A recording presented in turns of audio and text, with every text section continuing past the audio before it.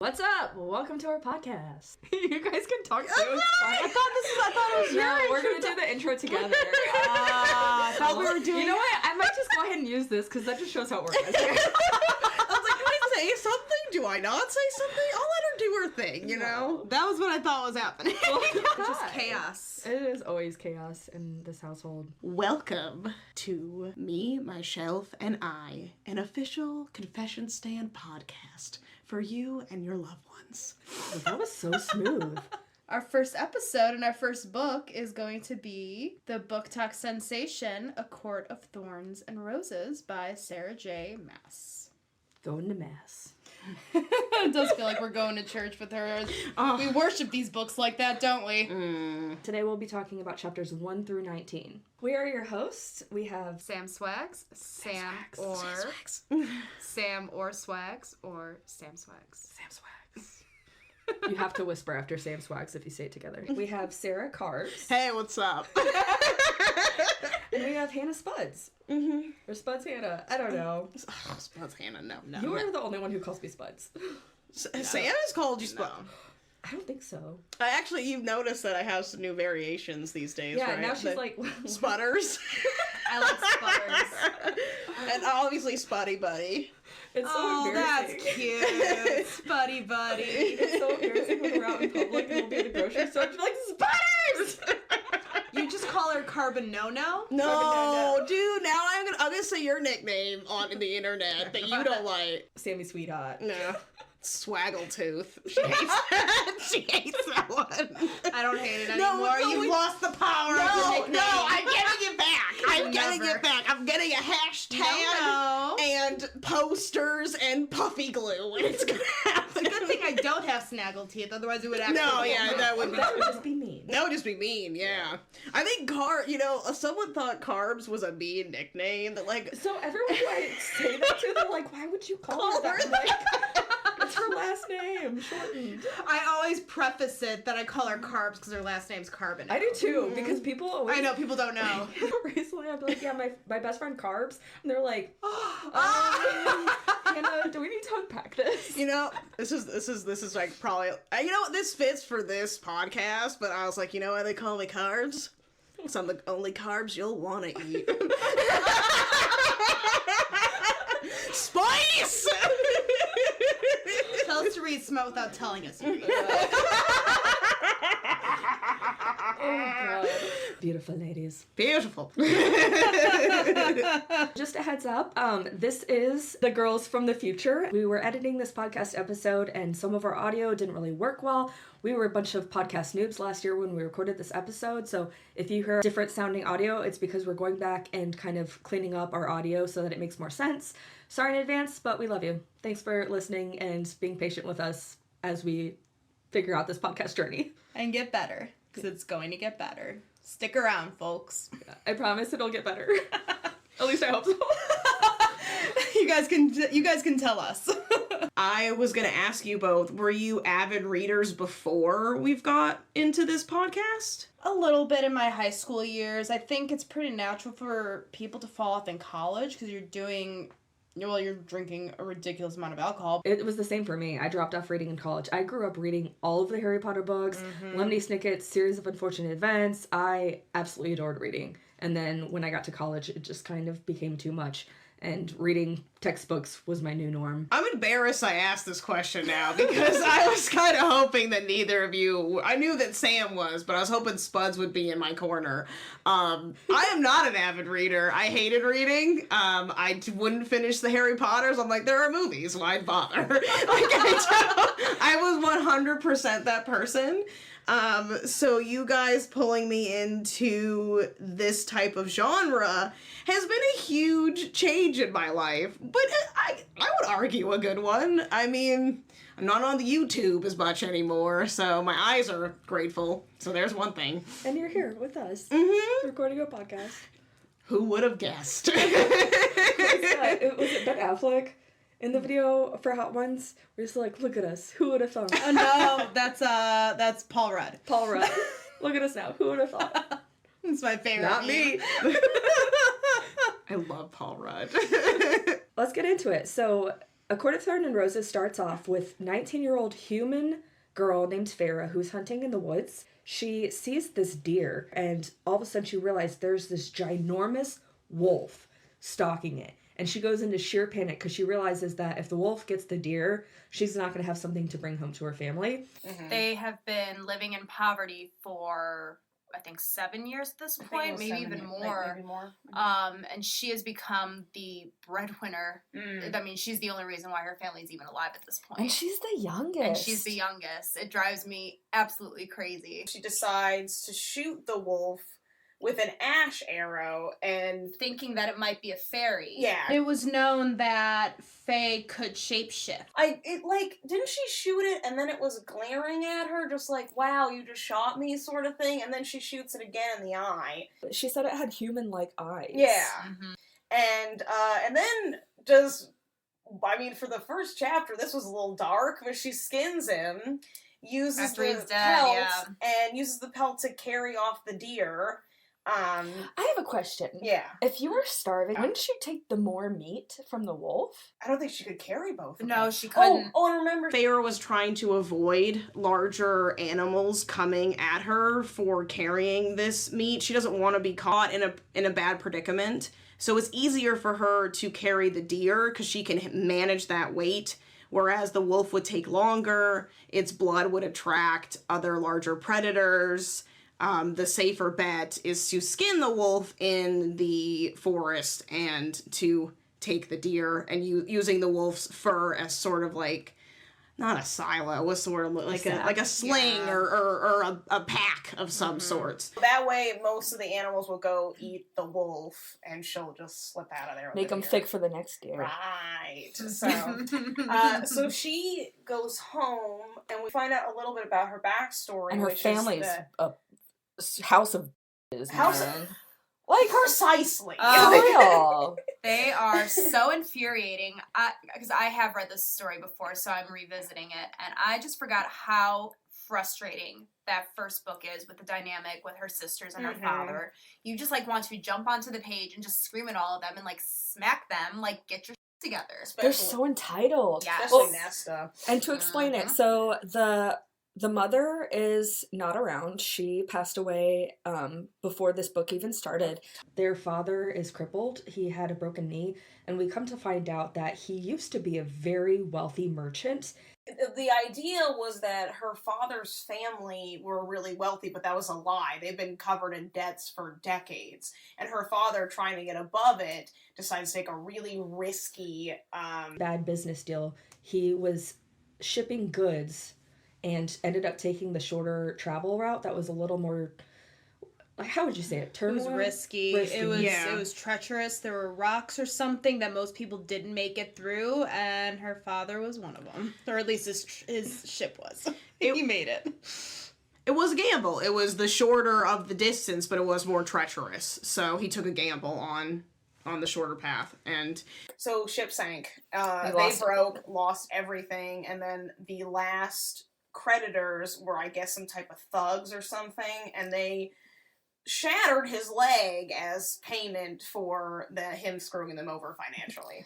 But her sisters, so the oldest sister is Nesta. And she is the most evil, horrible, awful, terrible little that I've ever read about in my life, and you just want to slap her across the face because she is just so entitled. She complains about chopping wood even though her youngest sister is going out and shooting deer and lugging them back. And skinning it and prepping the meats. What was that spoiled shit she said because Feyre had asked her to chop wood and she hadn't when Feyre came home with the deer, and she's like, I don't want to ruin my hands or something. Oh, she didn't want splinters. Right. She's like, your hands are already up. Yeah. And then the middle sister, her name is Elaine. Yeah. And she's not malicious, but she's definitely naive. She just kind of lives in this fairy tale in her head. She reminds me of someone who's just aloof all the time and kind of oblivious to the true struggles. Right. And she's like, oh, Feyre can kind of take care of that stuff, so we're fine, you know? Yeah, Feyre's got it, so I don't have to worry about it, kind of mentality. I think what bothers me more about Nesta and Elaine, their weird dynamic. And they just, like, so not only, like, is Nesta overly protective of Elaine, but then Feyre's kind of on her own.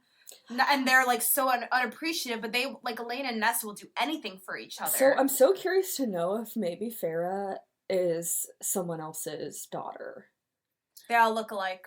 Really? Mm-hmm. And actually, Nesta and Feyre have their mother's eyes. They all have the same color hair. Do you think it has something to do with the way that her mother died, maybe? Maybe they feel like she's responsible in some sort of way?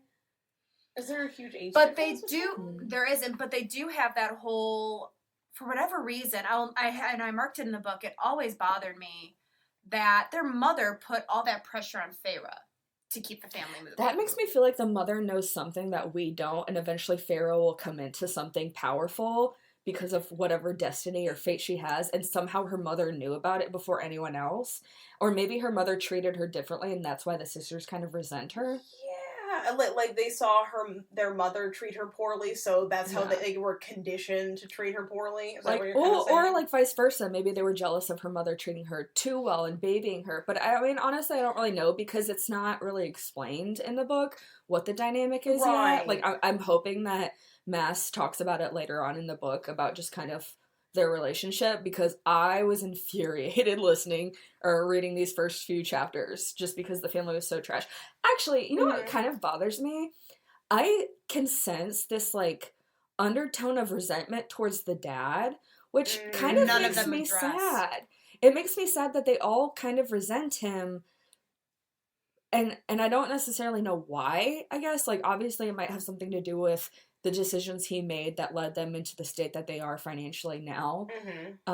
But at the end of the day, like, I don't know if it's just because I have a good relationship with my dad. It makes me really sad about that I'm kind of like, you spoiled brats. Like, at least love on the one parent you still have around, even if he can't do anything. Because he is doing stuff to carve wood and try to support the family as much as possible, and he probably has too much pride to really acknowledge how much Feyre is helping, but it's frustrating that he doesn't push his other daughters to fight just as hard as she does. He's just given up. Yeah. Is the sad Which thing. makes me really sad, because they all still resent him. And they're all processing their frustrations and grief so differently, and they're taking it out on each other instead of addressing it head on with their father, it feels like.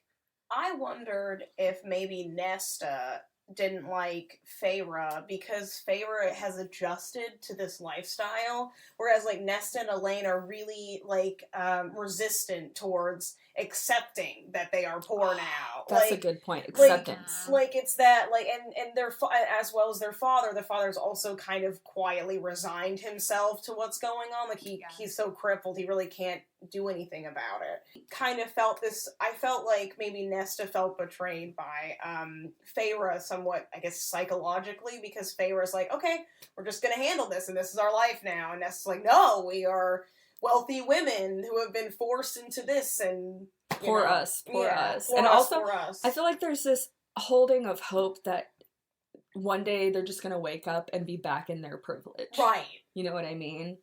Like, whether it's through marriage. We find out that Nesta, the older sister, has a man, his name is Thomas, and he comes from a very wealthy family in the human realm where they're living. And then Elaine, they kind of see as, you know, Feyre is the real breadwinner, but Elaine is like the prized horse of the family. Like, she is the pretty one. She's the one that, if anything, even though Nesta maybe has the proposal around the corner, Elaine's the one that could probably actually pull them out of poverty. And in the next section we go into, Feyre finally goes home and she decides that she wants to go to the market. It almost reminds me of a farmer's market. That's pretty much how I connect it in my head, to sell the wolf pelt.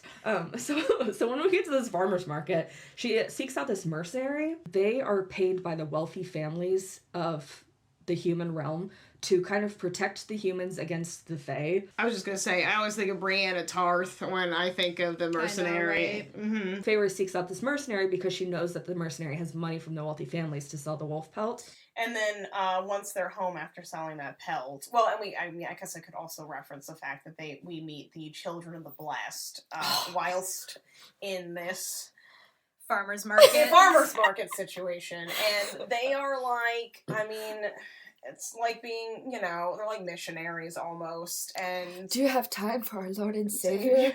The fairies? The very tan, leathery fairies. They are huge supporters of the fairy race, right? I guess, like, or kind, I guess. Kind of. Because I feel like there are races within the fairy realm that you discover. There's high fae, regular fae, Illyrian. Like, you get into all that later. I can never keep track of all the names and stuff.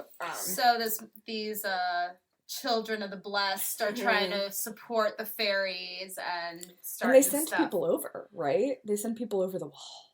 Yeah.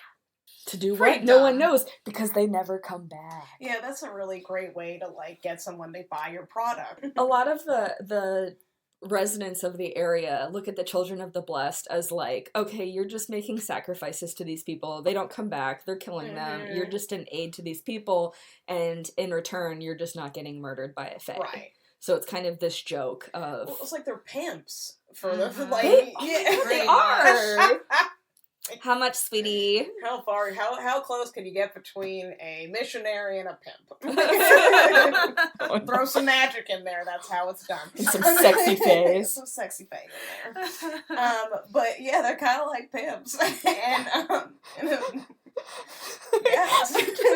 just keep thinking of, like, in my mind, Children of the Blessed, this, like, ancient time where they're in these glorious robes, and then they've got, like, a Flav of Flav. I don't know why. Just have that little, like, like, the opera helmet with the horns on both sides and the braids. Alright, so, after they successfully dodge that cult, they make it home, and the consequences of Feyre's actions catch up to her, and what happens, y'all? So this is actually what I wanted to ask you guys about. Yeah. What does Tamlin look like? I'm thinking like the beast from the Disney version. Yeah, that's what I imagine too. That whole beast form, I think, is like it's like the head of a buffalo, the legs of a lion, the body of a bear. Or it's something not like completely wolf. It's wolven-esque. Like the back of a wolf. Yeah, it's like the horns, but I think he's a little bit lighter in his fur. If he transitions, it always reminds me of those books, what was it, like Metamorphoses? Mm-hmm. Animorphs! Animorphs! It was Animorphs! And you in the corner of the book, you'd flip it and you'd see them transform. Yep. Oh my Animorphs. God. That we're old. That's an old. We're not gonna tell how old we are, but that should say it. I never read those books, but I just would flip through them. But you have to look at the covers. You have to see what know. animal everyone was. Mm-hmm. Anyway. They didn't have a Fae/Animorph. They didn't have a manatee, so that's why I didn't read any of them. So, anyway, back to this woven horned beast that is High Fae Tamlin. Busts into their house. And he is in just straight beast form. Beast mode. Sorry, I couldn't help myself.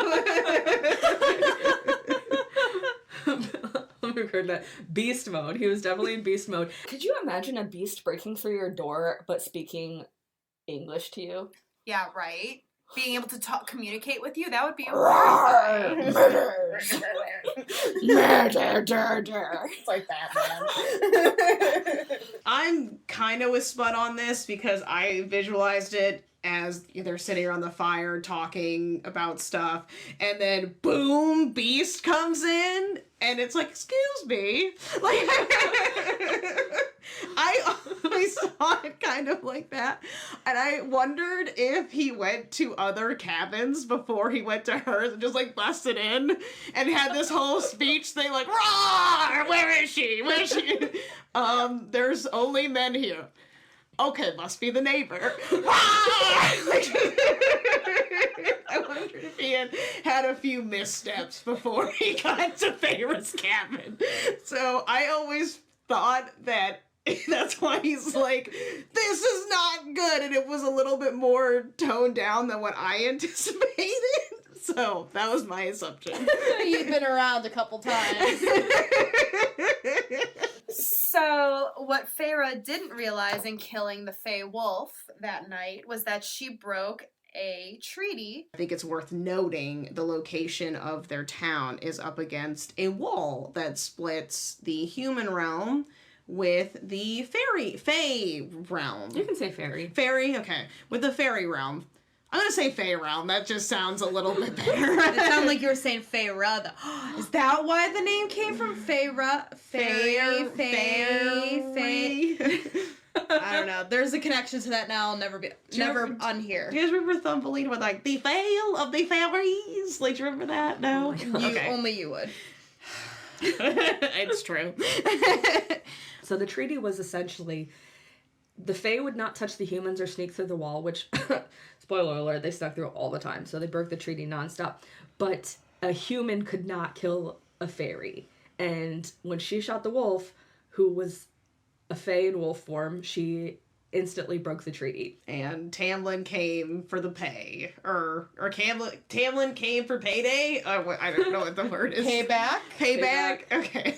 Tamlin, in all of his quote-unquote kindness, instead of killing her in front of her family, he opts to let her live out the remainder of her days in his home, which is the Spring Court in the Fairyland. Mm-hmm. She barely says goodbye, and she is quite literally whisked away within minutes of him storming their home, their little cottage. And her sisters, like, say absolutely nothing to her. I don't even think they say goodbye. No. And I think their they're in father shock. does. Mm-hmm.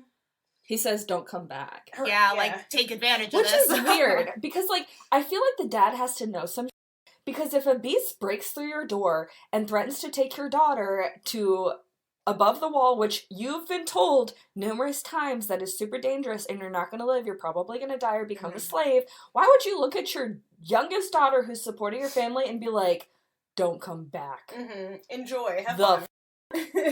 Like, I don't understand that. So, like, clearly there's some more going on that we don't know about, but it was kind of infuriating. Like, okay, Well, Dad. Also, like, I mean, and I hate to, like, sound very, like, what's the word I'm looking for? Like, unsympathetic, but also, like, even if he didn't love her as a daughter, I'm just saying, just kind of stay with me, she was their only source of food. Like, not that they would eat her, but I mean, like, that she, like, that she, sorry, I just saw Fresh last night. But, like, she was the breadwinner of the family. Yeah. Like, just... And it's wintertime. There's no food around, and you have no money. If she leaves, they're kind of at a certain point. But, like, but yeah, she goes. And he tells her not to come back. Oh, you know what we need to talk about before we move on to Above the Wall? Mm-hmm. We need to talk about Isaac. Oh, we did grace over him, didn't we? I think kind of like Farrah did, if we're being honest. He was just a little toy. Actually, Spuds, I'm glad that you mentioned Isaac, because I was going to ask you guys about this. Like, I don't know, like, I like how Sarah J. Maas is, like, and I'm relating Feyre to Bryce when I say this from the Crescent City series. She was this very independent, like, very sexually aware women. Like, do you think that was necessary? That I mean, because it was just like, I think we can assume that Isaac was her first, because... Well, she said it was her first. Okay, she did say that. Okay, I must have missed that part. He's like the only cutie in the village. But she has, like, no romantic interest in him whatsoever. I really think, because I think it's that mindset that we talked about with the sisters versus Feyre, that Elaine and Nesta are both still virgins. Like, they are still hoping and living in those societal expectations. I just think Feyre was just like, it. That is interesting that they're so ready to get married and how they take care of themselves and they don't want to callous their hands chopping woods because then they don't feel like they're a viable candidate for a husband, whereas Feyre does not care at all. She's like, she uses Isaac like a vibrator. She does. I don't know, I kind of felt that. Sweetie, get to the barn, let's go. Maybe it's me, like, maybe I'm too much of, like, a stupid romantic. I just, like, I kind of thought that, like, if, you know, like, just seeing how Feyre, like, struggled through everything, she might at least be a romantic, or maybe she's too practical. I think she's too practical. Or do you think she's just jaded? I Do you think she's she's very jaded? Well, I guess, and of course, like, seeing her mother pass away, and I think it's 11 or 12 years old. Like, that was tragic. But I think it's also hinted that her mother and her father maybe didn't have the best relationship either romantically. Well, I feel like to her, she truly views marriage as a transaction, whereas her sisters kind of romanticize it because that's it's fair. almost like they need it to be able to handle the fact that it is just a transaction. It's like they kind of sugarcoat it and flower it so that it makes it more appealing, that they deep down might not actually want to do that. It's just sort of they want a better life for themselves, and they know that they can't do that until they marry. I can understand that, whereas Feyre's like, I'm already the breadwinner. I don't need a husband because I have to do this all on my own, and I don't foresee being given loads of money and privilege is going to help me in any way. But also, and you find this out later, and I actually didn't even think about this, was she made a vow to her mother on when her mother was dying that she would take care of the family. So she probably, maybe she hooked up with Isaac because she knew she could not get married. I mean, her responsibility was to take care of the family. Like, maybe maybe she just was like, I'm not going to get married because I have to take care of my family. So she needed an escape. That's so interesting because that, like, I feel like I totally forgot about that, but that is what drives her between all of these decisions that she's making, going with Tamlin and not fighting, and putting her family at risk, because she knows if she goes with him, he's not going to blow a casket and murder her whole family, because he's telling her, if you come with me, they'll be good. Don't worry about them. And because she swore on that vow. And that also makes sense of why she puts up with their shit, man. Because if I were her and I didn't make a vow like that, I'd be deuces. Like, gone. Yeah. Alright, so Feyre makes it across the wall with Tamlin. He, like, knocks her out, doesn't he? Like, She's asking questions. He's like, good night. Go night. Nay. Sleep. And she's down. And then she wakes up at this beautiful home in springtime, even though it's winter. And she doesn't know how many days have passed. She doesn't know. She knows she's close to the wall, but she doesn't know how far. Yeah, I mean, how would you feel if you woke up being taken by this beast that talks to you? Honestly, my initial reaction would be sheer panic, because I think I would have been knocked out for that long. Yeah. That would be my initial reaction, because I would have thought that I was knocked out for all of, like, essentially the winter and into spring. 2-3 months, Yeah. I'd be freaking out, man. Think of that. When Feyre wakes up in the spring court. She's already immediately plotting her escape. And also, everyone's wearing masks. Oh, like, not pandemic masks, like eye masks. Like masquerade masks. masks. Yeah, because they were cursed at during a party. Yeah. Which, side note, okay, we'll talk about this later in the, like, swimming scene, but every time they started to get a little romantic, I would re-picture him with the mask and instantly be turned off. Like, oh, that's so hot. She talks about his body, and then she reaches up and touches the edge of his mask, and I was like, oh yeah, that's still there. I forget about it all the time. I know, like, but she constantly mentions it, and then it's like, and then Farrah's finger glided across the tip of his mask. I was like, oh no, Sarah. This is awful. What are you going to tell your bitches back home? Like, okay, so, he fine, but... I don't know what half of his face looks like. I don't know what half of his face It's a gamble, but the odds are in his favor. If we learned anything from COVID, it's that people can catfish you with a mask on. Like, it could be really hot up here, and then the moment they take off their mask, ugh. But I feel like, at least with the masquerade mask, like, you see the lips, you see some of the nose, like, you can see the eye color. But not really, because some of the masks go down, like, to your lips. Oh, they did. Some Like, of them Phantom do, of the don't they? Opera and stuff. Like, there are so many different types of masks. And they're all animal masks. Aren't they animals that they can shift into?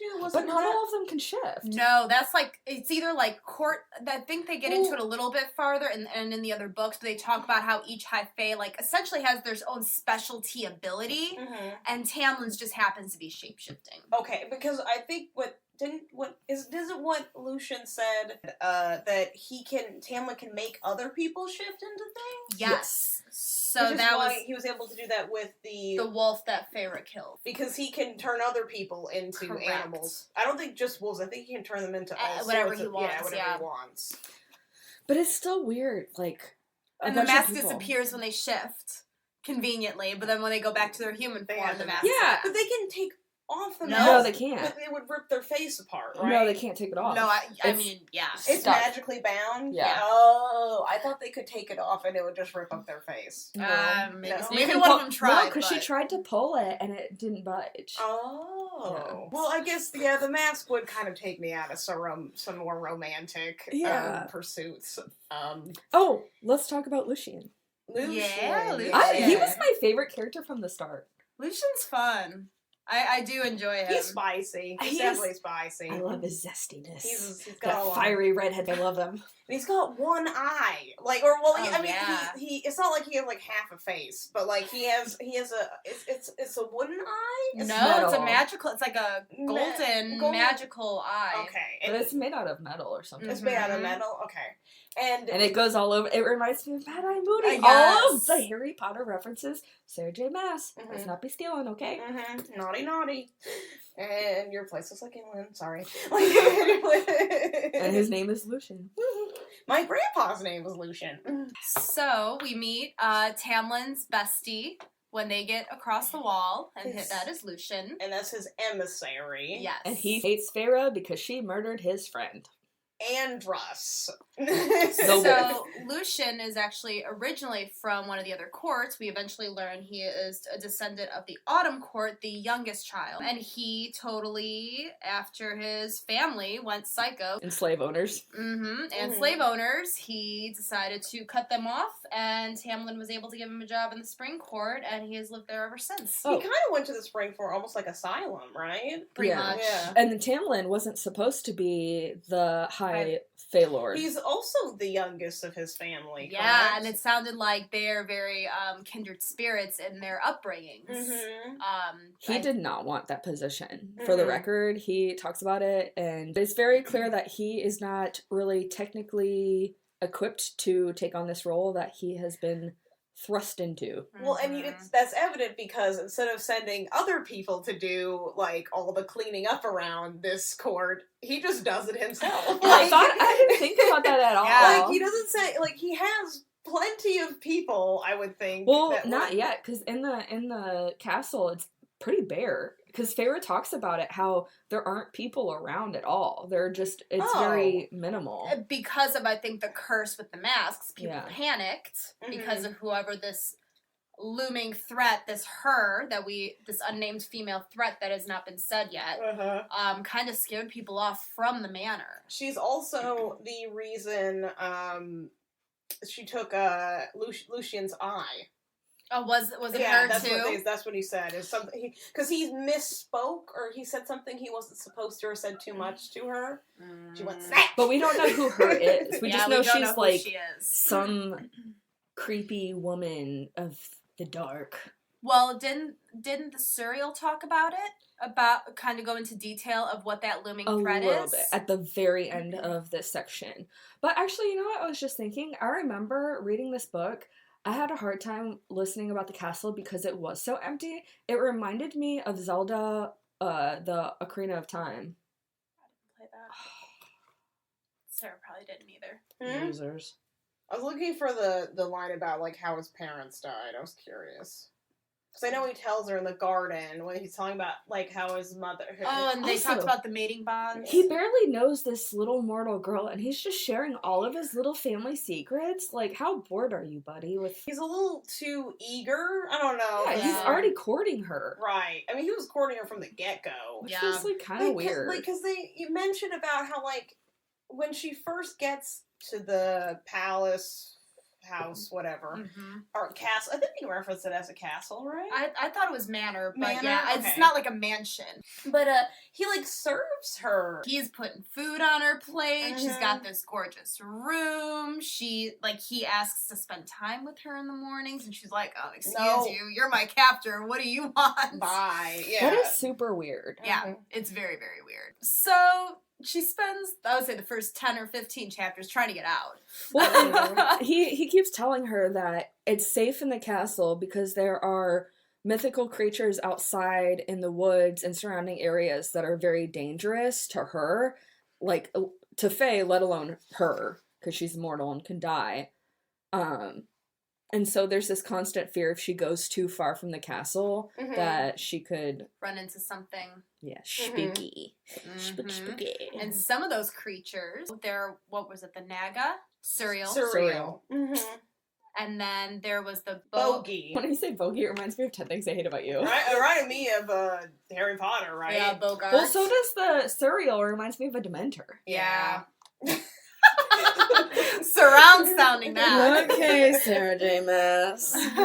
No, there was Just please don't get canceled later for almost some all of stupid comments. All of these creatures remind me a lot of Harry Potter creatures. Mm-hmm. But also at the same time, I feel like you get influenced by things that you just are excited about. Yeah. All this can probably trace back to mythology. I know, Sarah, we've briefly talked about all the tie-ins, the original Beauty and the Beast. So, like, there's just a lot. I mean, after a certain point, really, no story is ever truly unique at this point. Feyre starts to buddy up with Lucian because she feels so guilty leaving her family in the human realm. She doesn't truly believe that they're really taken care of. She's worried about them. She feels like she's betraying the pact that she made to her mom. Yeah, her goal was to cozy up to Lucian. I'm going to escape. Yeah. I'm gonna buddy up to Lucian and he's gonna get me out. She was like, oh, well, you hate me, so you don't want me here, so I'm gonna cuddle up to you so that you can help get rid of myself. Yeah. Either that, or she was going to buddy up to him because the other alternative was that she could convince him to go to Tamlin to let her go. Right. I feel like they don't, as much as she's there and Lucian hates Feyre, he doesn't really talk much about his friendship with Andras. No, none of that. Which is weird because it's like you think he would be more of a prominent character. Like it feels like as if you just murdered someone's brother or son.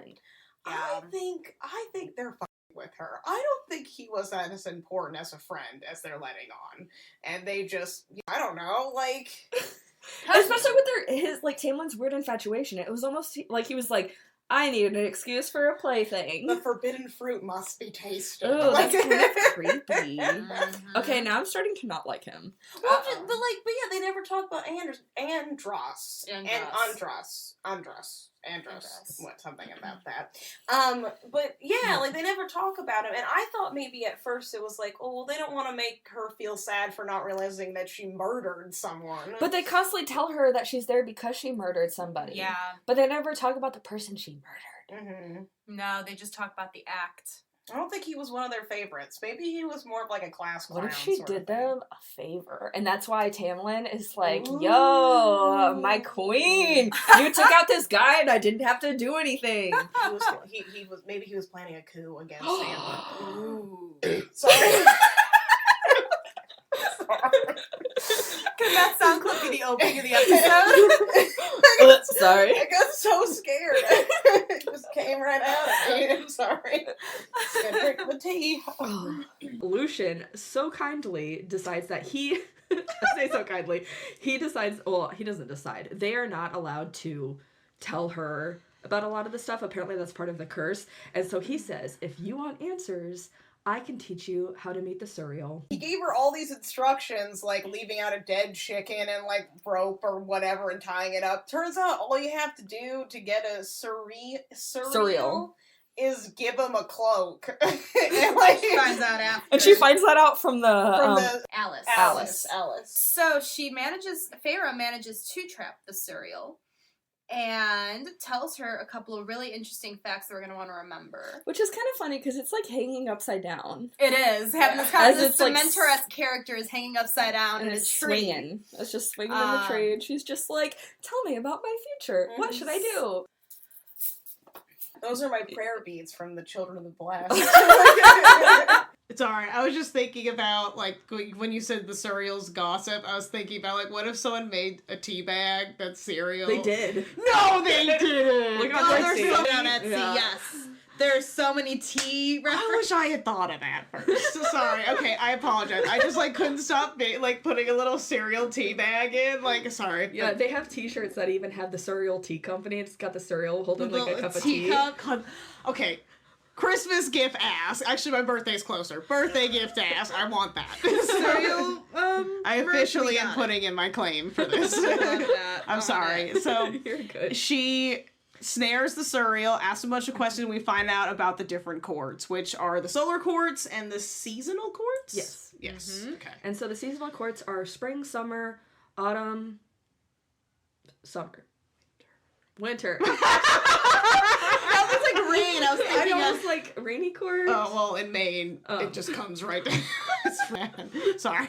The seasonal courts, we have the summer, spring, autumn, winter. And then for the solar courts, we have Day. dawn, Dawn and night. night. And then there's another side piece island that is separate from everything. Oh, Yes, that's okay. Highburn. But we only Highburn. know that because of the map at the beginning was of that the map book. there the whole time? Oh. Sorry. I totally did not see that. It's a little helpful there. Oh my. Well, I will add that to my to-do list before I read the next section. So yes, Highburn is the only island that doesn't have a mortal, that is the most reluctant of the fairy realms to sign the treaty 500 years ago, and they don't have a mortal realm on their island like the other. And they were the ones who started the war with the mortals, correct? The king of... So Looks like England. it does. No shade. It does. Brits. All right. England and like Alabama had a baby. They both have Birmingham. No, they don't. No, It's like Birmingham, England. No, they don't. Oh. Birmingham, Alabama. I was just there. Oh my god! No, I did not know that. Okay. I know. Well, I knew Alabama had a Birmingham. I didn't know England had a Birmingham. It's the Peaky Blinders. Oh, Other conversation. Anyway, yes. Okay. Yes. So now that we decided that Prynthian looks like Alabama and England had a baby. Allagland. No, or Englabama. So when you look at the map, Sarah. you see the spring court buddies up to the mortal realm. It's the last stand where the wall is. So they didn't go too far from her home. The Suriel tells her that there is no way for her to go home, that she must remain here. This is when she finally learns that Tamlin is a High Lord of the Spring Court. She had no clue that he was the Lord this whole time. And it makes so much more sense now because he's the boss running the show. So she just thought he was like a warrior, right? Yeah, she thought he was a high fae warrior because he used to wear the warrior's armor. Yeah. Because that's what he originally was before the rest of his family died, because that's the position that he assumed in his family hierarchy. So he kind of still has that mindset around ruling. Right. I think something to remember is that the Suriel is not associated with the court. Kind of just does whatever the hell he wants. It's a little ancient creature. Like a dementor. The last thing is that she needs to stay with the High Lord. That's all you can do. You will be safe. Do not interfere. Do not go looking for answers after today, or you will be devoured by the shadow over Prynthian. He will shield you from it, so stay close to him and all will be righted. So I have a question about the Suriel. I have this idea that it's supposed to be scary because obviously they say that after you catch it, you have to run before it kills you. But if you can give it a cloak and he's willing to offer all this information, is it actually kind of a friendly creature? I know, why don't more people do this? It seems like it will just do that if you give it some cool stuff. Also, I feel like Tamlin paid that Suriel to say all that stuff because Say nice things about me. Well, it just was like so much like, hey, can I leave? No, absolutely not. You have to stay right there. It's like a Like- wingman. Yeah, it was like such a wingman. I was like, it didn't even think about it. It's just like, can I? No, you cannot leave. You have to stay with him the whole time. Yeah. Like, This is how you are safe. This is how you are safe. And then even then, when the Naga come Yeah. and she cuts the Suriel before Free. running herself and aiming arrows at the Naga, even then the Suriel's like, okay, cool, dope, and just like takes off and is like, by the way, you should run. Yeah. Which I feel like if it was such an evil creature, wouldn't care. No. You know what I mean? It sounds pretty harmless though. If like it can't even defend itself with Naga, or Tamlin saves her from the Naga. Like, But she also took some out her own. yeah, she took out one. So like she took out 2. Well, was it 2? Yeah, it was 2. yeah, so was her and the Suriel were attacked during their conversation. So she frees the Suriel, starts beating up the Naga, which were, what are they, just like zombie type things? I thought they were really like, know. I don't know, they just didn't seem very pleasant. It was almost like they were a more decrepit version of the Suriel. Yeah, I thought they were like, More ancient. yeah. That is something we also need to talk about, how Tamlin is going off to ward these evil creatures that shouldn't actually be in his court. That keep crossing over the borders, and the poor person. And they with say that his shaved wings. They like, keep saying that this is happening because of some curse that's causing them to keep their masks on forever. But they can't say really what the curse is or who the person is. Or how to fix it. Mm-hmm, And that's also why Feyre went to the Suriel, to see if she could get information on what the hell was going on. Not that she really cared. No one's talking to her about what's happening. Yeah. Keeping her in the dark. But she's like, oh, this beautiful spring court. Why are there evil little spirits creeping through the wall? And you're running off to fight these. And everyone's stuck in a mask. And, like, no one's around. I wonder if that mask itches. That would be hell. Like, think of the sweat that builds up. Oh. Like, I'm kind of thinking about it like a cast, and like that whole like super pale, like if it comes off, it's like super pale and like atrophied. I wonder if whenever they get them off, they all have sunlight. This is also after the Suriel encounter when she kind of has more conversations with Tamlin, and he kind of confides in her that, you know, I know you're worried and you want to go home, but I've taken care of your family. They think that they're living in a new house, and they are one of the most prominent, wealthy families in the human realm in your little town, because they think that a dying aunt has left just her abundance of fortune to them, and they're just living the life. Sarah's smiling at me. She finds this so funny. No, I just always envision, I know he says it's a dying aunt, but in my head I'm like, as they're becoming a prominent family, somebody had to come in, like he fairy glamoured someone to like go into their house and be like, who made these bear figurines? They're genius.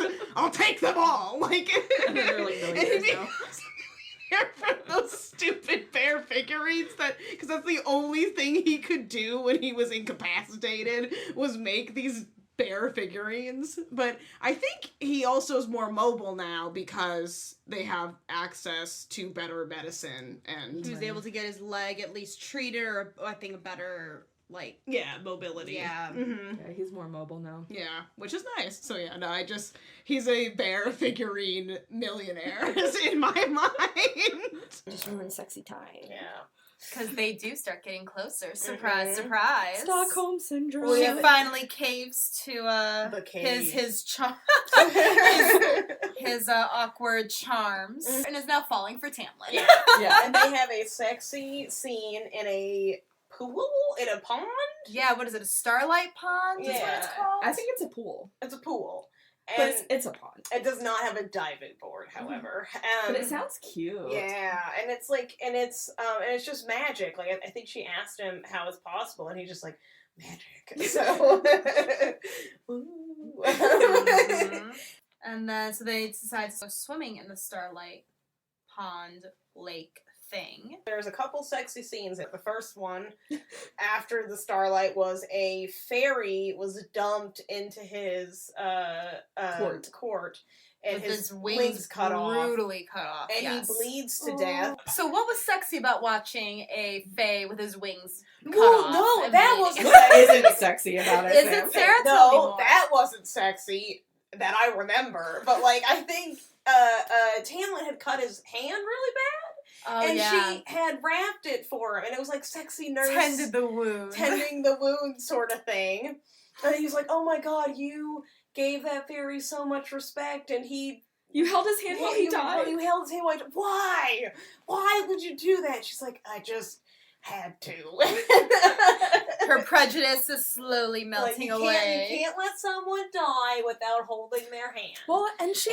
You know what's so weird to me? She's a good kid. She did apologize to both of them about killing their friend, but she does acknowledge that she didn't know if it was a fae or not. And she's like, I don't understand why I have to pay the consequences when, one, I didn't know about this rule. Two, like, he was in wolf form. How would I have known it was a fae other than by his size? I'm also scrawny and starving, so like... It's gonna scare away my only food that week. But also...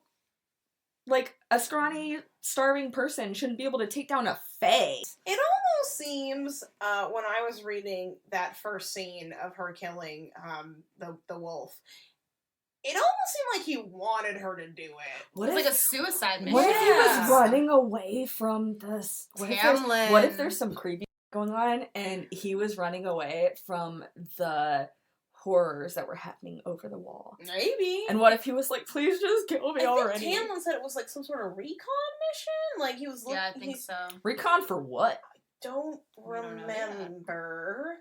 And then the other sexy scene was, aside from the Starlight thing, was they were in the Rose Garden, which Tamlin tells her that about was mates Yeah. and marriages in the Fae world, which we should How talk on. convenient is that? and he gives her a little peck on the cheek, and then they're super awkward with each other the next day. Like, Well, so we should explain. So what Tamlin ends up telling Farah is that marriages are common, but if you find your mate, that supersedes marriage. Which is like, and you learn a little bit more that there are some rituals that some mated couples go through, which is super fun. In lieu of like a wedding ceremony, they still do a ceremony. There's no way they could be mates, though, right? Why do you think that? Well, one, she's a human. Two, like, aren't there subtle signs before someone realizes it's a mate of being drawn together? Whereas she's kind of being forced to be there. I didn't think it was like a destiny thing. I thought it was like you do the ritual and you're like, bing, we're made. No, you do the ritual because you feel it. Yeah. Oh, okay, I misunderstood Whereas that. she is not feeling it. Well, I don't think that's her initial response to all of this. Oh, you're my mate. Hey. You just burst into the cabin and threaten to murder my whole family. Yeah. I love you, babe. Yes. Take me. Take me now. Oh, that is so weird because Beauty and the Beast and her dad. That's suspicious. Actually, I have a lot to say about that. Yeah. Okay. Oh, so actually, Okay. the creative things. So this is kudos to Carrie Cakes. Her YouTube channel, Carrie Can Read, is absolutely awesome, and you should 100% listen to it because she's super funny, she's super dope, and she's awesome and just very entertaining. In one of her YouTube videos talking about Crescent City, she makes a comment about Sarah J. Maas's writing about how in order to make her female characters deep, she has to give them some type of creative trait. And in this book, it's totally painting. Because she's not deep unless she's kind of artsy. Because women can't be deep without any type of trait like that. Right.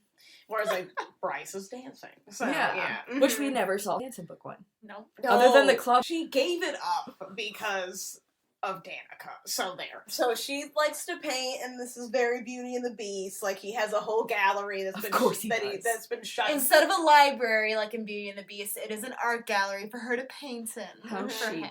Has all these pretty paintings, and she's really into it. That he's also kept closed because he could never find someone who admired it the way that she does. And so he goes and has the servants clean it all up just so he can show it to her. You know, I gotta say, though, even though I think this trope is kind of lame, but I get it. Like, because there's always this sort of like, wow, you're so different from literally everybody that I've ever met. You're so unique. You're so deep. Yeah. You're so artistic. I love you. And then I remember, there's actually not a lot of people around. So it's just probably a very big breath of fresh air, you know, in general. And it probably is really nice to see someone without a stupid mask on. Right, you know? And to see a human that you don't hate.